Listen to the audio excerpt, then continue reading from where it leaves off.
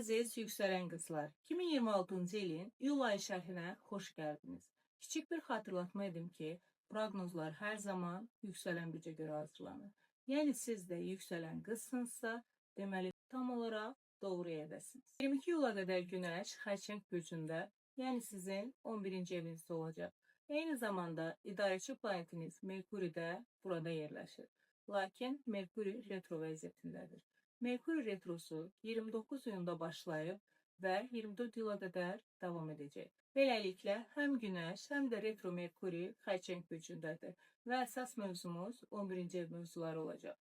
11-ci ev sosial həyatınızı, dostluq münasibətlərinizi, karyeradan əldə etdiyiniz gəlirləri, dərnək, fond, birlik və ictimai təşkilatlarla bağlı işləri də idarə edir. Bu dövrdə dostlarla münasibətlərdə diqqətli olun. Lazımsız incikliklər və anlaşılmazlıqlar yarana bilər.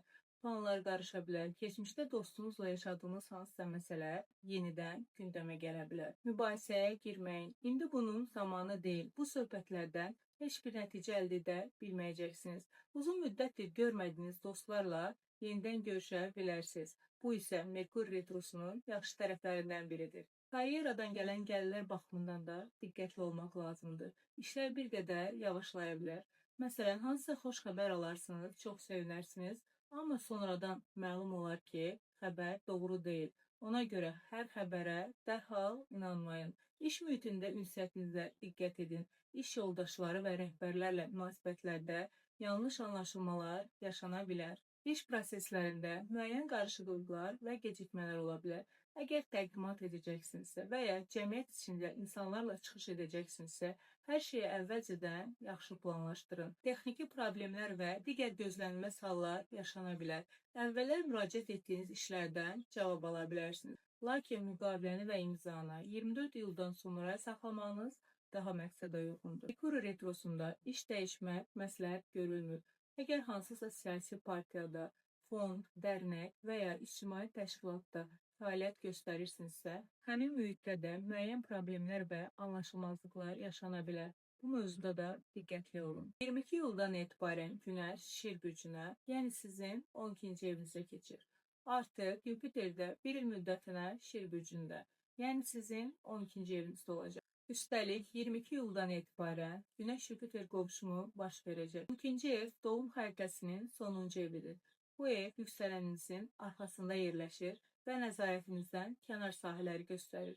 Günəş bu evə keçəndə həyat enerjiniz bir qədər azalır. Bu isə sağlamlığınıza daha çox diqqət yetirməli olduğunuz mənasına gəlir.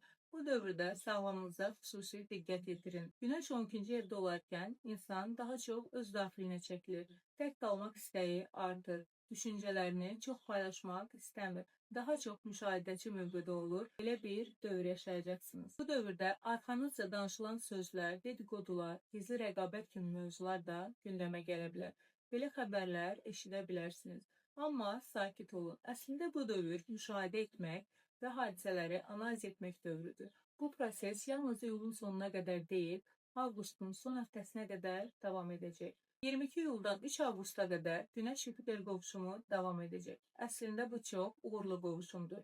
Merkuri retrosu 24 iyulda bitdikdən sonra xüsusilə 27 iyul 3 avqust tarixləri arasında bu enerjilərdən istifadə edin. Necə istifadə edəcəyiniz isə sizdən asılıdır. Kimisi biznes quracaq, evlənəcək, idmana başlayacaq və ya yeni layihəyə start verəcək.